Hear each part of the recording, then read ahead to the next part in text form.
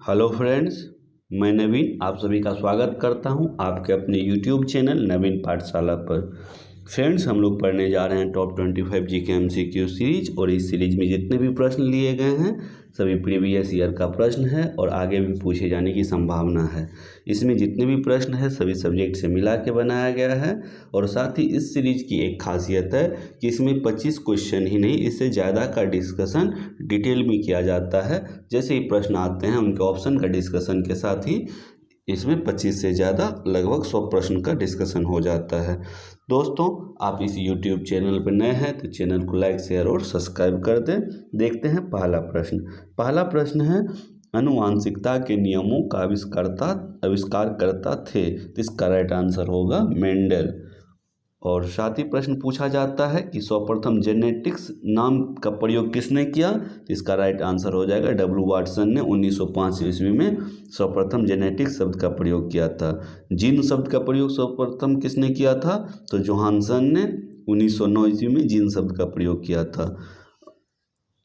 Mendel ने किस पौधे पे आनुवांशिकता के नियम का प्रयोग किया था, ये भी प्रश्न पूछा जाता है, तो इसका राइट आंसर होगा मटर के पौधे पर। एक और प्रश्न है कि विकासवादी सिद्धांत का प्रतिपादन किसने किया, तो इसका राइट आंसर हो जाएगा चार्ल्स डार्विन। पवनार किससे संबंधित है, तो इसका राइट आंसर हो जाएगा विनोबा भावे से। भूदान आंदोलन के जनक कौन थे, तो इसका भी आंसर होता विनोबा भावे। और व्यक्तिगत सत्याग्रह के अधीन जेल जाने वाले प्रथम व्यक्ति कौन थे, तो ये भी विनोबा भावे। पवनार में विनोबा भावे का आश्रम था, ये जानेंगे। सती प्रथा को समाप्त किया था, तो इसका राइट आंसर हो जाएगा लॉर्ड विलियम बेंटिंग ने सती प्रथा को समाप्त किया था। कितने ईस्वी में, 1929 ईस्वी में। किस एक्ट के तहत, तो 17वें एक्ट के तहत सती प्रथा को अवैध घोषित किया था विलियम बेंटिंग ने 1929 ईस्वी में। तो सती प्रथा को अंत करने में किसने महत्वपूर्ण भूमिका निभाई थी, किसने सहयोग दिया था, तो राजा राम मोहन राय ने विलियम बेंटिंग का सहयोग किया था। और साथ ही यदि एक और प्रश्न है विलियम बेंटिंग से रिलेटेड है कि ठगी प्रथा का अंत किसके साथ किया था विलियम बेंटिंग ने, तो इसका राइट आंसर हो जाएगा कर्नल स्लीमैन।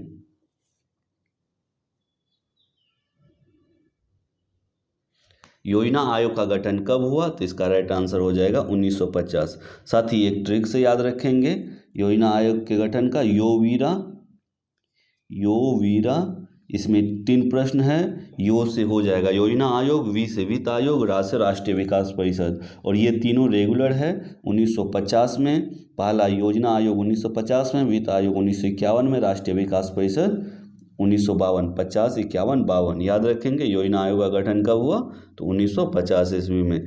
साथ ही जानेंगे कि योजना आयोग का गठन किस समिति के सिफारिश पे हुआ, तो इसका राइट आंसर हो जाता है किसी नियोगी समिति के सिफारिश पे हुआ। योजना अभी हाल ही में किसी एग्जाम में पूछा गया था, तो योजना आयोग के स्थान पे जो नीति आयोग आया है ये कब आया, तो एग्जैक्ट डेट याद रखना है 1 जनवरी 2015 को योजना आयोग को बदल करके नीति आयोग उसका नाम कर दिया गया। एक और प्रश्न पूछा जाता है योजना आयोग का अंतिम अनुमोदन कौन करता है, तो इसका राइट आंसर हो जाएगा राष्ट्रीय विकास परिषद योजना आयोग का अंतिम अनुमोदन करता है। जनसंख्या की दृष्टि से भारत का सबसे छोटा राज्य है, तो इसका राइट आंसर हो जाएगा सिक्किम। सिक्किम की कुल जनसंख्या 6,10,577 है 2011 की जनगणना के अनुसार। और सिक्किम की जो घनत्व है, जनसंख्या घनत्व है 86 व्यक्ति प्रति वर्ग किलोमीटर है। जनसंख्या की दृष्टि से भारत का सबसे छोटा राज्य देख लिए हैं, जिसका राइट आंसर था सिक्किम। ध्वनि की तीव्रता मापने वाला यंत्र है, तो इसका राइट आंसर हो जाएगा ऑडियोमीटर से ध्वनि की तीव्रता मापते हैं। साथ ही देख लेते हैं इस ऑप्शन में आए अन्य सभी, जिसमें कि एक है बेरोमीटर जो वायुदाब मापता है। उसके बाद है मेगाफोन से ध्वनि को दूर स्थान पर ले जाया जाता है। फोनोग्राफ से ध्वनि लेखन के काम आता है, जैसे कि किसी को बोलते हैं डिटेक्ट करते हैं और वो चीज़ लिखा जाता है, यही है फोनोग्राफ। और एक है एनीमोमीटर, इससे हवा की शक्ति तथा गति दोनों मापी जाती है। आलू उदाहरण है, तो इसका राइट आंसर होगा रूपांतरित तना का उदाहरण है आलू। और कई बार ये प्रश्न पूछा गया है, यदि पूछा जाए केसर किसका उदाहरण है? तो केसर घनकंद भूमिगत तने का, ये भी तना में भूमिगत कना और साथ ही घनकंद। और पूछा जाए प्याज किसका उदाहरण है? तो सलकंद भूमिगत तने का उदाहरण है। भूमिगत तने में भी सलकंद का। और हल्दी और अदरक परकंद, जो कि भूमिगत तने के अंतर्गत आता है, परकंद उसी का उदाहरण है। और आलू जो प्रश्न पूछा गया था, ये आलू कंद में भूमिगत तने का उदाहरण है, कंद में। कार्ल मार्क्स की समाधि कहाँ है? तो इसका राइट आंसर हो जाएगा लंदन। कार्ल मार्क्स की समाधि लंदन में है। और कार्ल मार्क्स कहाँ के निवासी थे? तो जर्मनी के निवासी थे। और भौतिक द्वंद्व का सिद्धांत किसने दिया था? तो इसका राइट आंसर हो जाएगा कार्ल मार्क्स ने भौतिक द्वंद्व का सिद्धांत दिया था।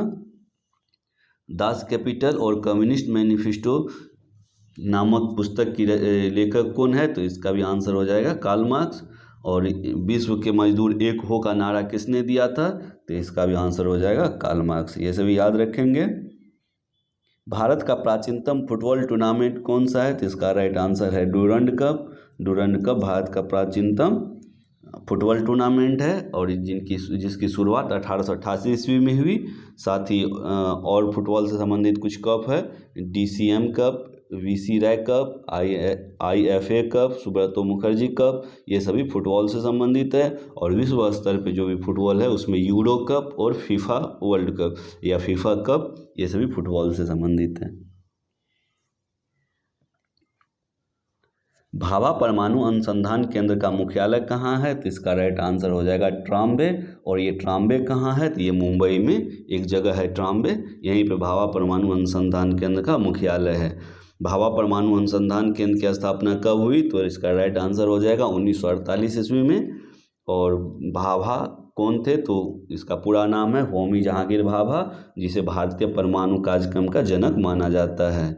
और भाभा की मृत्यु कैसे हुई? तो विमान दुर्घटना में होमी जहांगीर भाभा की मृत्यु हो गई।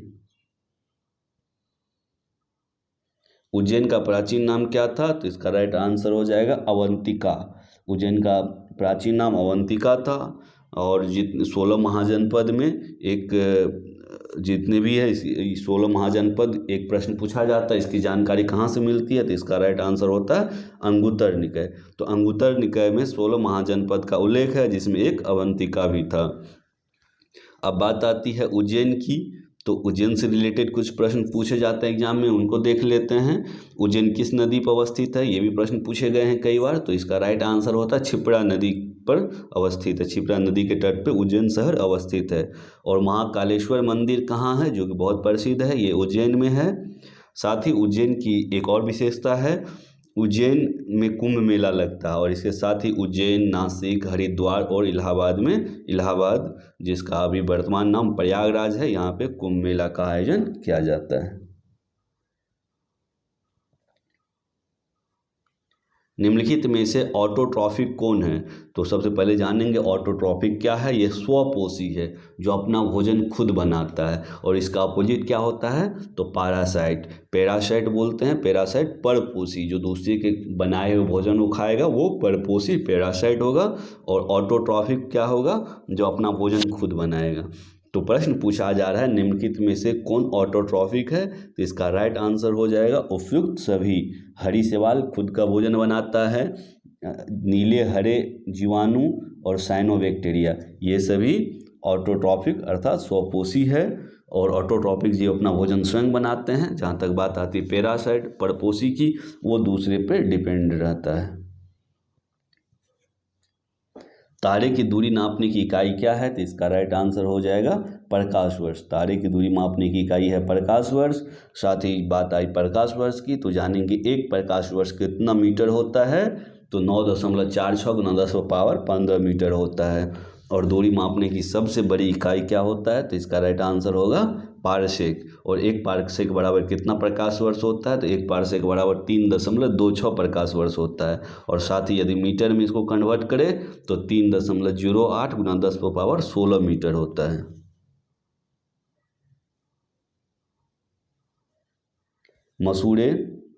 मसूड़े का रोग किस विटामिन की कमी से होता है? तो इसका राइट आंसर हो जाएगा विटामिन सी की कमी से मसूड़े का रोग होता है।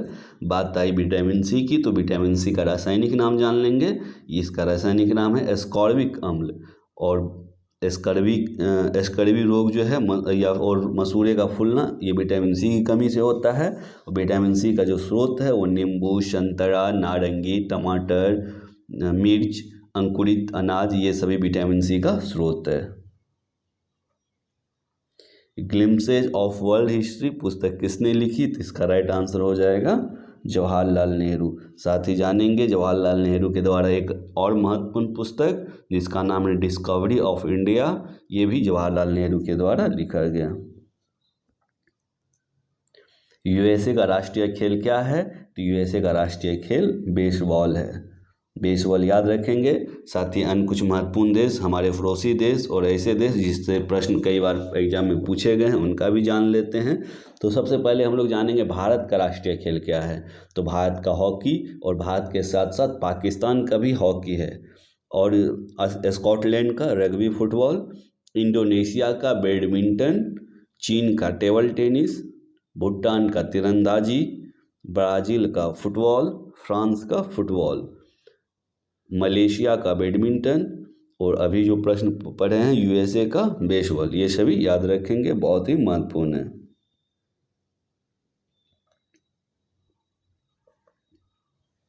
लोकसभा के महासचिव की नियुक्ति कौन करता है? तो इसका राइट आंसर हो जाएगा अध्यक्ष। लोकसभा के अध्यक्ष के द्वारा लोकसभा के महासचिव की नियुक्ति की जाती है, और लोकसभा के सचिवालय भारतीय संविधान के अनुच्छेद 98 के अधीन गठित किया जाता है। लोकसभा सचिवालय अध्यक्ष के अधीन ही कार्य करता है। उच्चतम न्यायालय के न्यायाधीश किस आयु तक पद पे रहते हैं? तो बात आई उच्चतम न्यायालय की, तो इसका राइट आंसर हो जाएगा 65 वर्ष की आयु तक पद पे रहते हैं। और भारतीय संविधान के भाग 5 के अंतर्गत अनुच्छेद 124 से लेकर 147 के बीच उच्चतम न्यायालय की चर्चा की गई। याद रखेंगे आर्टिकल कहाँ से कहाँ तक? तो 124 से लेकर के 147 तक उच्चतम न्यायालय अर्थात सुप्रीम कोर्ट की चर्चा की गई है। और उच्चतम न्यायालय में मुख्य न्यायाधीश समेत कितने न्यायाधीश होते हैं, ये भी प्रश्न बहुत इंपॉर्टेंट है, कई बार एग्जाम में पूछा गया है। तो 31 न्यायाधीश होते हैं मुख्य न्यायाधीश को मिला करके। और उच्चतम न्यायालय के न्यायाधीश की नियुक्ति किसके द्वारा की जाती है? तो इसका राइट आंसर होगा राष्ट्रपति के द्वारा।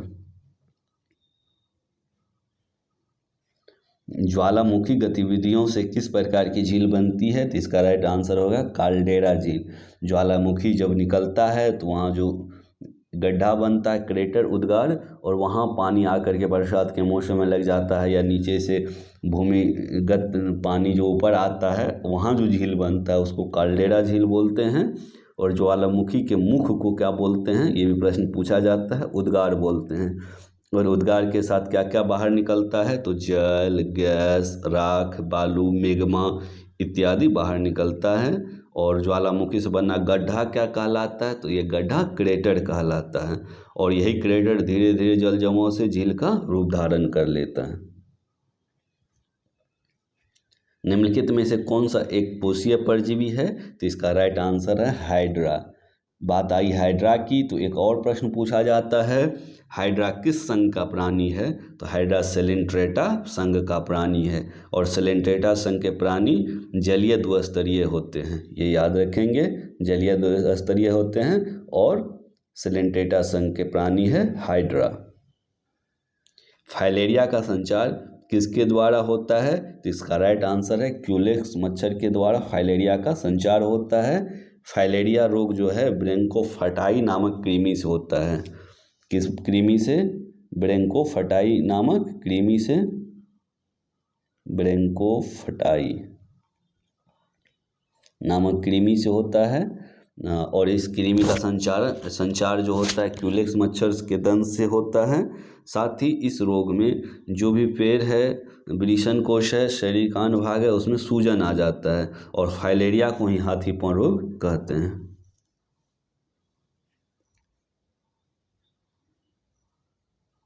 उड़ सकने वाला एकमात्र स्तनधारी कौन है? तो इसका राइट आंसर हो जाएगा चमगादड़ उड़ सकने वाला एकमात्र स्तनधारी है। चमगादड़ की बात आई तो चमगादड़ की सुनने की जो क्षमता है 20,000 हर्ट्ज से अधिक होता है। और जब स्तनधारी की बात आई तो एकमात्र स्तनधारी है जो बहुत ही विषैला होता है, उसका क्या नाम है, तो डक बिल्ड प्लेप्टिस। डक बिल्ड प्लेप्टिस जो है एकमात्र विषैली स्तनी है। और स्तनधारी वर्ग में रक्त का सबसे अधिक तापमान किसका होता है, ये भी प्रश्न कई बार पूछा जाता है। तो स्तनधारी वर्ग में रक्त का सबसे अधिक तापमान बकरी का होता है और औसत तापमान कितना होता है, तो 39 डिग्री सेल्सियस होता है। और स्तनधारी के हृदय में कुल कितने प्रकोष्ठ होते हैं, वेस्मी होते हैं, तो 4 चैम्बर होते हैं। अगला प्रश्न,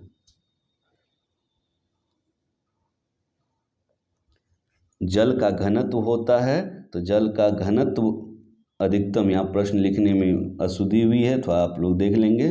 जल का अधिकतम घनत्व होता है तो 4 डिग्री सेल्सियस पर अधिकतम होता है। ऐसे भी जल का घनत्व होता है, ये ऑप्शन में अधिकतम वर्ड दे दिया गया है, तो 4 डिग्री सेल्सियस पे अधिकतम होता है। ऑप्शन सी इसका, अच्छा दोनों में 4 डिग्री सेल्सियस पर अधिकतम है, एक में -4 दे दीजिए, इसमें -4 डिग्री सेल्सियस पर अधिकतम, तो ये गलत हो गया। ये +4 डिग्री सेल्सियस पर अधिकतम, ये सही आंसर है। साथ ही जब जल 0 डिग्री से 4 डिग्री सेल्सियस तक गर्म होता है तो आयतन में घटता है तथा 4 डिग्री सेल्सियस के बाद गर्म करने पर आयतन बढ़ना शुरू होता है। और जल की एक और प्रश्न पूछा जाता है कि जल की विशिष्ट ऊष्मा सर्वाधिक होता है, किसकी विशिष्ट ऊष्मा सर्वाधिक होता है, जल का। और ये विशिष्ट ऊष्मा कितना होता है, तो 2 डाटा है, एक तो कभी कभी ऑप्शन में 42,000 रहेगा, लगभग वाला डाटा है, 4200 जूल प्रति केजी डिग्री सेल्सियस, या फिर एक्यूरेट डेटा यदि ऑप्शन में देगा तो 4186 जूल प्रति केजी डिग्री सेल्सियस। तो ये 2 चीज़ याद रखेंगे, ये जल का विशिष्ट ऊष्माधारिता होता है। निम्नलिखित में से कौन सा कंप्यूटर को टेलीफोन लाइनों का प्रयोग करके डाटा अंतरित करने की अनुमति देता है, तो इसका राइट आंसर हो जाएगा मोडेम। मोडेम के द्वारा कंप्यूटर को टेलीफोन लाइन का प्रयोग करके डेटा अंतरित करने की अनुमति देता है। और साथ ही कंप्यूटर की लेखन प्रणाली के लिए उपयोग में लाया जाने वाला उपकरण क्या कहलाता है, तो ये इसका राइट आंसर होगा बोर्ड। और यदि पूछा जाए कि कंप्यूटर का मस्तिष्क किसे कहते हैं, तो CPU सेंट्रल प्रोसेसिंग यूनिट को कंप्यूटर का मस्तिष्क कहते हैं। संतुलन कीमत को अन्य किस नाम से जाना जाता है, तो इसका राइट आंसर होगा संतुलन कीमत को अस्थिर कीमत के नाम से जाना जाता है।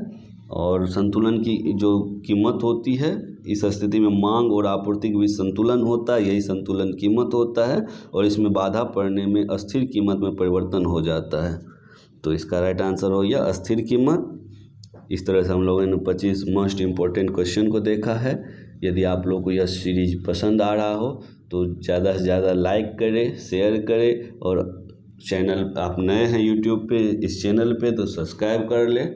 दोस्तों, यदि आपको ये PDF चाहिए और इसमें आपको खुद से देखना है, अभ्यास करना है कि एक बार देखने के बाद कितना प्रश्न बन रहा है, या आगे 5 दिन 10 दिन या महीने दिन के बाद फिर इसे अभ्यास करना है, तो आप टेलीग्राम चैनल से जुड़ जाए। टेलीग्राम चैनल का लिंक डिस्क्रिप्शन बॉक्स में दिया है।